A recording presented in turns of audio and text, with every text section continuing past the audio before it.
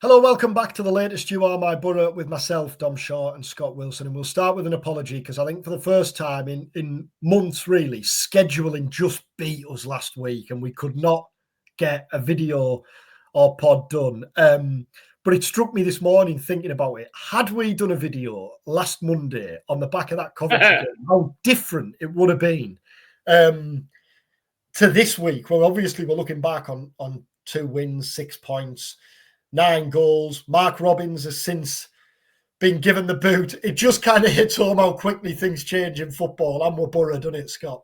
Doesn't it just? Yeah, I mean, what a week.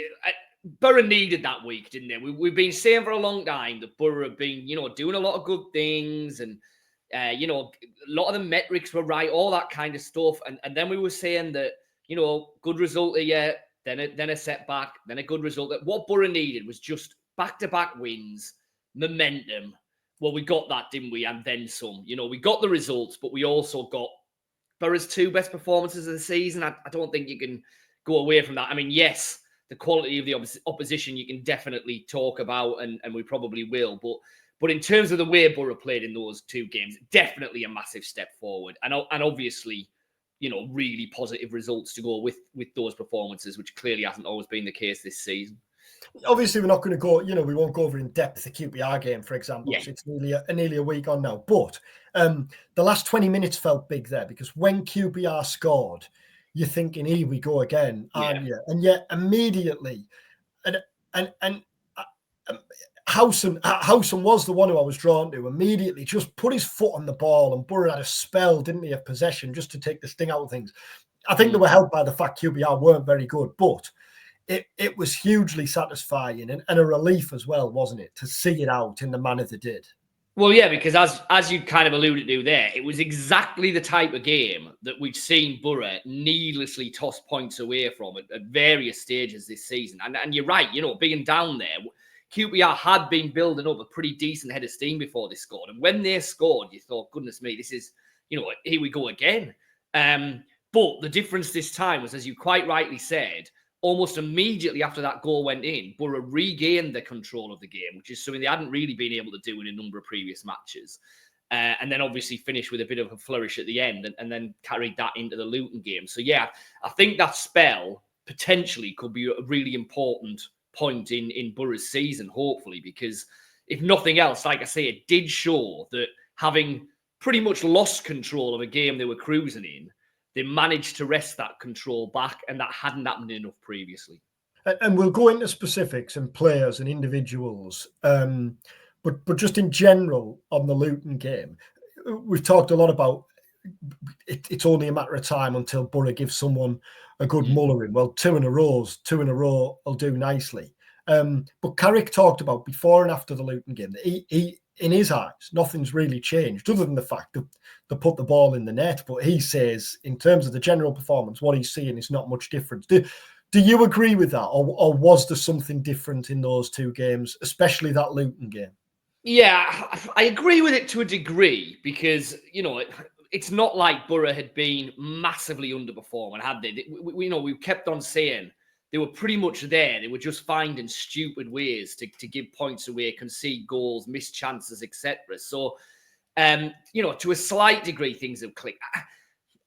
It sounds really simple. I just think confidence is a massive factor with it. I think you could see in that Luton game that the longer it went on, the more confident Borough were, the more that the players were willing to express themselves and try things. You were seeing the flicks, you were seeing the tricks. And I think that is, it's a big factor in any sport, isn't it? It's a big factor in football. And I think you're just seeing at the moment a Borough side that are playing with a lot of confidence, playing with a lot of belief, and are now starting to see that they can get the rewards for that. I did think with the Luton game, fair play to Carrick, because when that team selection came out, I'm pretty sure I'm not the only one. We were sat there in the press room, and I think the feeling was, is he overthinking this? You've come off the back of a really good win. This is your chance to really drive it home going into the national break. Riley McGree and Tommy Conway, 2 of the best 3 or 4, certainly, in that QPR win. had arguably been Borough's best two players in the last 2-3 weeks before that. It felt like a gamble. Fair play to Carrick. You know, he said clearly he wants to use the squad. He also said that the way Luton play, they go man to man. They're very different to the way a lot of other teams set up. He thought that Bergzorg and Latterlath would be suited to that. He thought that they would win their individual battles and that would help Boro. Well, you know, it's almost like Michael Carrick knows more than we do, Dom. Well, you know what? I was just about to say, not only with the personnel and the fact that clearly dropping someone like Conway and McGree, we all know, you know, McGree when he plays, Boro tend to win, and we've talked about that in the past. But there has been accusations or criticism of Carrick being stubborn, perhaps not having a plan B, kind of wedded to his way. Yeah. Well, he answered some of them at the weekend, didn't he? Yeah, he did. He did. And that's why I thought it was interesting to listen to him kind of explaining his way through it after the game. And basically outlining, look, you know, Luton are kind of a one-off in this division. They don't play that kind of deep block. They don't play that possession-based pressing game. They're very much a kind of throwback that go one for one, match up everywhere across the pitch and try and win those individual battles. And clearly he felt that Bergzorg's pace and directness would be a threat. It was. And clearly he felt that Latterlath's ability to get in behind the defence rather than be more of a link player, which clearly Conway is, would ask questions of that Luton backline. And to be fair, he pretty much ripped them to bits. So, you know, two really big calls, because I think this was put to Carrick by one of the other journals in the presser afterwards as well. You know, had that gone wrong, Carrick was in the firing line, wasn't he? You know, it would have been, well, why on earth have you done that? And as he said, yeah, I accept that, but that's the risk you take as a football manager. You've got to back your judgment, and his judgment proved to be absolutely bang on in that one. He's got to tune out Latterlath, hasn't he?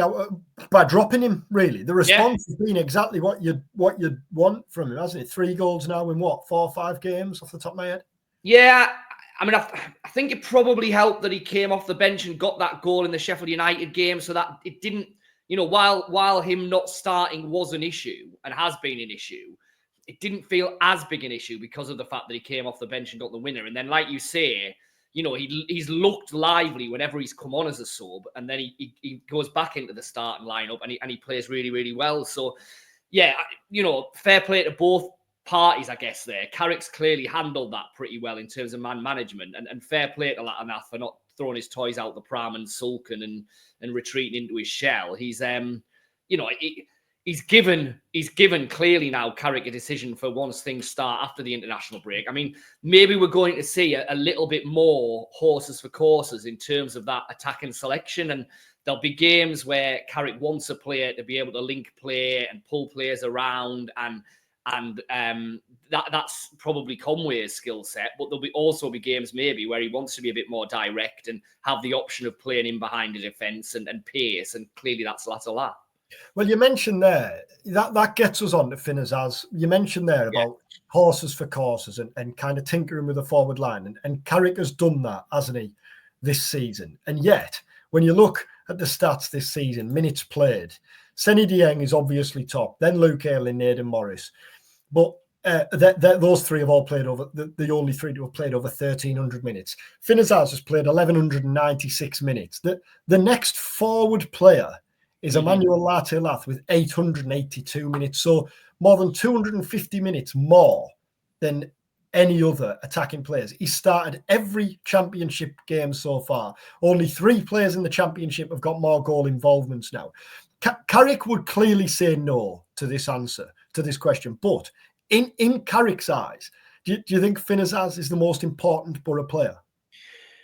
I think he's pretty much there, yeah.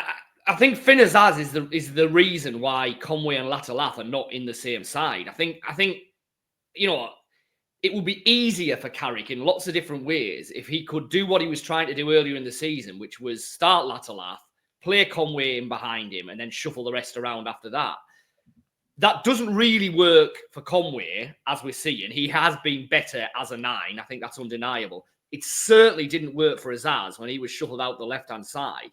Since he's come back into the number 10 role, he's been Boro's best player, I think, in this run of games.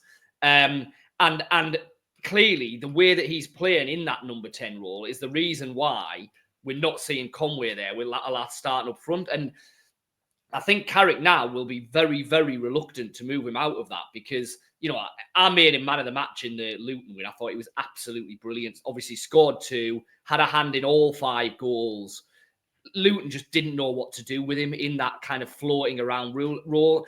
And he's great there. He picks up really good positions. It feels very natural for him in a way that sometimes when players are shoehorned into that 10 role, it doesn't. And yeah, for me, I think if you're picking a Boro team for the next game after the international break, if everyone's available who you would expect to be available and all that, Azaz in that 10 role is probably the first name you're putting in after the obvious ones, Dieng, etc., that you can't move. Then, yeah, I think so. And I agree with all that. And I really like him. And like you say, I think he's a natural in that number 10 role. But he is divisive with fans. Yeah. And it certainly has been. Why do you think that is? I think he's a little bit of a throwback, isn't he? In that he's not, he kind of glides around a game, doesn't he? And there will be moments in games when he's not really at the heart of it involved. There have been games where he probably hasn't been clinical enough. He does miss chances from time to time. I guess that's something else. But yeah, I'm surprised by kind of how divisive he is amongst the fan base. And I know I'm saying this a little bit. It's easy to say it when he's coming off the back of his best game of the season and all of this. Yeah. But I've always maintained that I think he's a really good footballer. And I think Boro are better when he's in that creative role in behind the striker.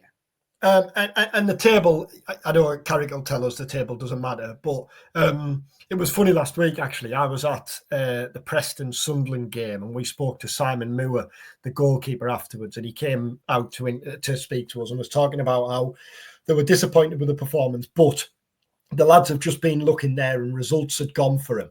And I said to him, managers stress to us every week that table doesn't matter and that you're not paying any interest, but clearly you are, and that's no different in any dressing room, is it? And we've said this before, but Boro look at the table, won't they, and think we haven't got going yet until the last few games, and we're right there. Really, there's nothing to be afraid of in the league this season. Well, I think there's not. That's the first thing. I think Leeds are starting to show signs of life at home, but still aren't really what you'd expect them to be away. I mean, for all that Sunderland are up there and are hanging on up there, I still think, and I've thought for a little while, it's looking like Leeds, Burnley, Sheffield United, increasingly more probably Leeds and Sheffield United are probably the 3 strongest teams in the league, but they're not going to run away with it. They're not going to be miles and miles ahead of everyone else. You're absolutely right. And Boro are within striking distance, not only of the playoffs, but of those sides as well. So I think what it's shown is, and we've said it, back-to-back wins, 3 wins out of 4, 4 wins out of 5. If Boro can put together 2 or 3 sequences like that in the next 3-4 months, they are going to be absolutely bang there come Easter time and the real running because, they've kept themselves in amongst it, playing kind of win one, lose one, win one, lose one, or it's felt a bit like that. If they can just become that little bit more consistent and make it 2 wins in every 3, or like I say, 3 wins in every 4, that's going to put Boro right in the equation for not only top 6, but potentially top 2. And when you look at these fixtures running across the bottom here, when you talk about the need for consistency or stringing a few together, Oxford, Blackburn, Hull, that does have the look of a chance, doesn't it? We'll get to what follows, but those 3 games, that does have the look. I know Oxford are better at home, clearly, than they are away. Blackburn are a bit hit and miss. Hull feels like their manager could probably go at any point. We'll get the managers in a bit. But that's a chance, isn't it? At least on paper. It feels like it.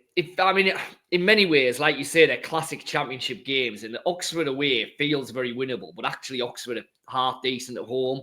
Blackburn at home clearly feels very winnable, but Blackburn are one of those championship sides that can go from a 9 out of 10 to a 3 out of 10 on any given weekend. Very hard to predict. But, it's still one of the more inviting on paper 3-match runs that you're going to have all season, isn't it?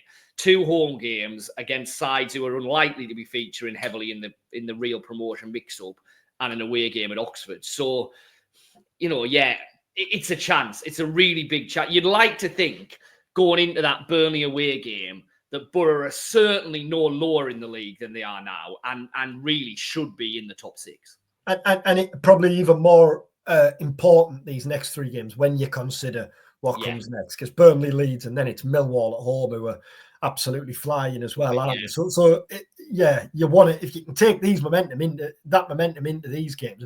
I mean, at the minute, the Leeds game looks more daunting than the Burnley game, doesn't it? But both together, one after the other, it's clearly a big ask.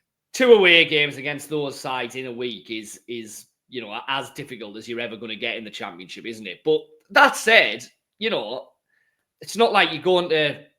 I was going to say it's not like you're going to Man City, but we shouldn't say that at the minute, should we? Because it's not like you're going to Man City, what they used to be like when they were good. Yeah. 2 difficult games, but I'd give Boro every chance of picking something up from one or both without a shadow of a doubt. But like I say, you'd like to think that when we're talking ahead of the Turf Moor game, that we're saying, well, Boro are going into it with real momentum after, a good 3-match run after coming back after the international break in the top 6. Then those become 2 massive, massive games before Christmas, don't they? And just before we wrap up then, so we're recording on Tuesday morning. And I've just been reading there Coventry's owner talking about how they've had a number of high quality candidates going for the vacancy there, including Frank Lampard. There's the obvious joke to be had there, but the fact that they're looking for a manager, you would never have predicted after Coventry strolled to 3 points at the Riverside a week and a bit ago. And when I was at that game and Robbins, there was kind of no feel. I know they just won, but there was no talk of relief, potentially avoiding what might have come. It didn't feel, I know we're kind of a bit distant from it, clearly, but it didn't feel like that was on the cards. Whereas Rob Edwards on Saturday, we were talking after the game, and you said that maybe had a bit more of a feel of a potential farewell. We'll see how that comes out. But the Robbins one, certainly first was a ball from the blue. And again, we might be made to look daft in this. If it's Lampard, then that's a bold old move, isn't it? Getting rid of Robbins and getting Frank Lampard in. Well, I was just going to say, so let's start with the Robbins one. I mean, it just kind of sums football up a little bit, doesn't it? That, he's taken Coventry to play, given the horrendous mess that Coventry were in when he kind of went in there and all the rubbish they had to sift through, getting back to the RICO, all the ownership issues, all of that nonsense. It feels ridiculously harsh for him to go. Now, reading the statement, it seemed to me like they were saying, look, it just doesn't quite fit the model anymore that we want to go to. It felt very much like we want a head coach. We've got directors of football now. We're doing it differently. We've seen it at Boro. We've certainly seen it up the road at Sunderland. So it felt to me like, well, if they go and get, the next blooming Hoffenheim assistant like a Carrick, okay, but more like a Labris who's gone in at Sunderland. If they get that type of head coach, then it'll be ridiculously harsh, but at least I can kind of understand the logic behind it and what they're doing. If they then pivot and end up just appointing Frank Lampard, goodness me. I mean, yeah, good luck to them. But I would say that they'll get what's coming to them and they'll absolutely deserve it. We'll see. But what on Frank Lampard's CV at the moment is suggesting that he would be an upgrade on Mark Robbins, given everything Robbins has done at Coventry and the fact he knows the club inside out. Now, Edwards, like you say, was really interesting at the weekend because he obviously comes in to do his press and everything and talks about how disappointed he is after the game. And then, we kind of say, look, there's an obvious question here, which we can't dance around forever. There's been a mounting pressure on you. What are you worried? All that kind of stuff. And to be fair to it, now normally managers, he will have known that question was coming a mile off, and clearly, quite often it's deflected very, very quickly. I thought Edwards was really classy, and he basically just said, "Look, I love this club. I've had fantastic times here. This isn't working at the minute. I can't hide away from that. Results aren't what they need to be. Performances aren't what they need to be. That was unacceptable. If they decide this is the end of the road, then." I'll leave with my head held high and we'll have 2 years worth of amazing memories. We've been to places. It felt very much like, I think I'm going to be sacked. So this is my chance to say thank you. Now, again, let's see how all of that plays out. There's 2 weeks of international break. I was walking away from the Riverside on Saturday evening, fully expecting Rob Edwards not to be Luton manager when they next take to the football field. And you would think if they're going to, it'd probably be early this week to give themselves the full break. But if they did, he wouldn't have to wait long if he didn't want to get another job, would he? No, I wouldn't have. I mean, listen, I'm surprised by how badly Luton have underperformed this season, and just how poor they were at the weekend, and how players arguing with each other, look like they're giving up a lot of the time. I didn't expect any of that. I thought they'd come down and be pretty much at the level they were when they went up. But that still doesn't wipe away the fact that they won promotion when nobody at all was expecting them to do it. And they then made a pretty decent fist of having a go at it in the Premier League, didn't they? They certainly didn't embarrass themselves up there. So, yeah, if he leaves, he'll definitely walk back into a job. One thing I did want to touch on just before we finish, when we're on about managers and that, Mogger, was that what you were going to say? Yeah. So he was obviously on the row behind us with Mark Drury and Maddo and the rest of the Tees boys, and got a chance to just kind of have a quick 5 minutes with him and a bit of a catch up and stuff. Just great to see him there, full of enthusiasm about watching Boro and all of that. But then obviously the interview he gave to Tees and just how open he was about everything that's been going on, fair play to him, because he clearly wants to send a message out there. Don't be afraid if there's things happening with your body that doesn't feel right or that you're not sure about. Get it checked out. Don't suffer in silence, if you like. And it's a powerful message, isn't it? But it was just nice to see him there and full of beans about, as I say, watching Boro and how Boro played.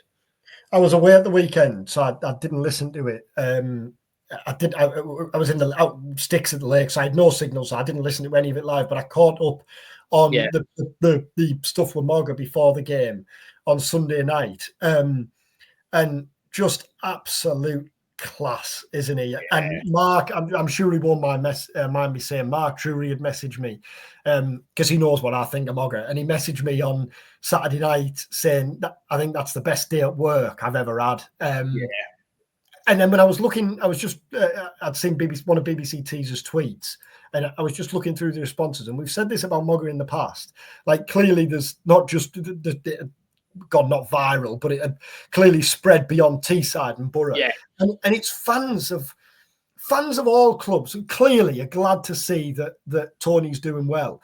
But I've said in the past, Mowbray is so unique in that he's well thought of at every single club he's been at. I know it didn't work out for him at Celtic as a manager, but clearly the fans still have good memories of him there. But then all the other clubs he's managed, Coventry, Boro, Sunderland, Blackburn, Birmingham after last year, he's a rare case, isn't he, where just no one has a bad word to say about him.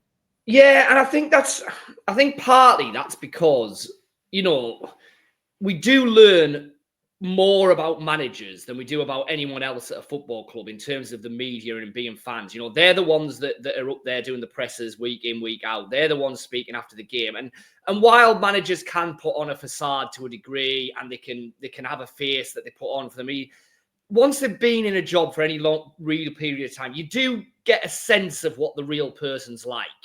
It's hard to put on a pretense all the time. You can start making observations about what the person deep down is really like. And it's very quick, once you have any dealings with Tony Mowbray, that he's just a thoroughly nice, decent bloke. And, all the football stuff goes on top of that, clearly. But at his core, he's just a really, really nice bloke who does decent things, clearly has a massive passion for football, knows that he's a kind of custodian of whatever club he goes into, and he's just dignified and all of that goes with it, and that comes across. It comes across bright and clear when you meet him and get to know him a little bit, like we've obviously had the privilege to do. But I think even as supporters, just seeing him, hearing him, getting a sense of what he's like, it doesn't take long to realise that he's one of the real good guys. And just genuine. I had a tweet this morning from Gareth. Mogger had mentioned that people were chasing him down the street with chocolate. Well, Gareth tweeted to say, I was the one who chased Mogger with a bag of Revels. It was mentioned that he liked them in press conferences. So when I saw him, I ran in the nearest shop and bought a bag. Absolute legend he is. If anyone fancies chasing me down the street with chocolate, Kit Kat Chunky would be mine. Yeah, that would be yours. Like selling. Yeah. But again, class in it. It just shows what people. Yeah, absolutely. And he's kind of become the granddad that we would all want to have, the uncle or the granddad, isn't he? That we would all want to kind of have and get to know and stuff. And that's the kind of personality that he's kind of is now. And but he's not. I thought it was interesting mine afterwards that he spelled out pretty clearly. Yeah, that he spelled out pretty clearly that he wants to get back into it. I mean, anybody could understand if he decided, right, that's it now. I've done my stint. I've done it, but some people just cannot give it up. There's a bit of the Warnock in it, isn't there? Of just clearly lives for it and just cannot give it up. Well, I mean, Lenny Lawrence at Hartlepool. There's another one that, I mean, what's he, 77, I think? I think the difference with Mogger is that job he did at Sunderland is probably as good as any job he's done. And again, it might be a bit of bias here. Birmingham looked to have a decent chance of staying up. It was only when Mowbray obviously had to step back that things went south for him again, wasn't it? So I think recent evidence shows that this isn't someone kind of like... just doing it because that's all they've done. You would imagine, you can see the evidence there that, no, I'm as good a manager as I've ever been. Yeah, I think that's fair. I think that's absolutely fair. Like you say, Labris up the road at Sunderland's getting an awful lot of plaudits for these young lads who's taken Sunderland to the top of the league. Well, it was Mowbray who either brought them in or who handled them really carefully early on to enable them to flourish now. I mean, someone like Chris Rigg would have been very tempting as a 16-year-old, tearing up trees, doing all this, throw him straight in, blah, blah. Well, you can ruin a player like that very quickly. Mowbray's handling of young footballers is absolutely second to none, in my opinion.